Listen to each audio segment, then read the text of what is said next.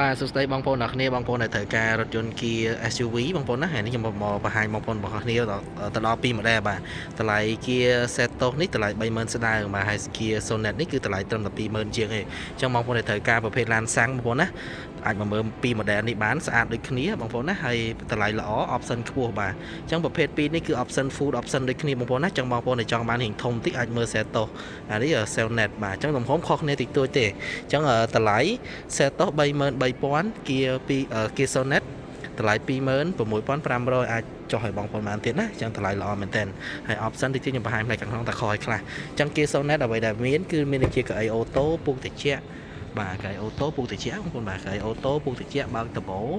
បាទ cruise control ឲ្យមានទាំងអស់ wireless charge ឆេះពីចម្ងាយមានទាំងអស់បងប្អូនណាសិនត្រជាក់ក្រោយហើយ sensor មុខក្រោយដូចគ្នាបងប្អូនណា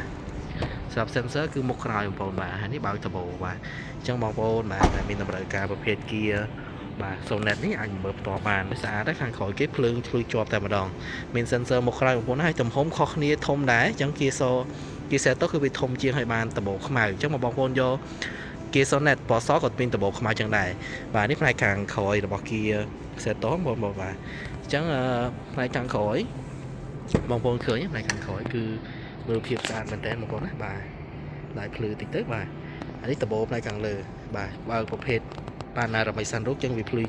ចឹងវាបើកមកល្វែងក្រោយតែម្ដងបងប្អូនបាទអានេះផ្នែកខាងក្នុងខាងតកង់បាទរបស់រថយន្ត Kia Sonet Seltos បងប្អូនច្រឡំ Sonet បាទអញ្ចឹងoption ដែលមានដូចជាប្រកបកន្លងផ្លូវ lane keeping assist lane following assist គឺមានទាំងអស់ទៅលើប្រភេទ Kia Seltos បងប្អូនបាទដបូបើក2តង់មានអាបៀន live ភ្លឺជុំវិញបងប្អូនបាទហើយមានបច្ចេកពីចម្ងាយគឺអីត្រជាក់ត្រៃម៉ូតនេះមានដូចគ្នាបាទអញ្ចឹងបងប្អូនដែលចង់បានពី model នេះគឺយើងមាននៅក្នុង stock តែម្ដងបងប្អូនណាមានគ្រប់ពណ៌បាទអញ្ចឹងបងប្អូនដែលត្រូវការអាចមកមើលផ្ទាល់បានណាបងប្អូនបាទអរគុណបងប្អូនអ្នកគ្នា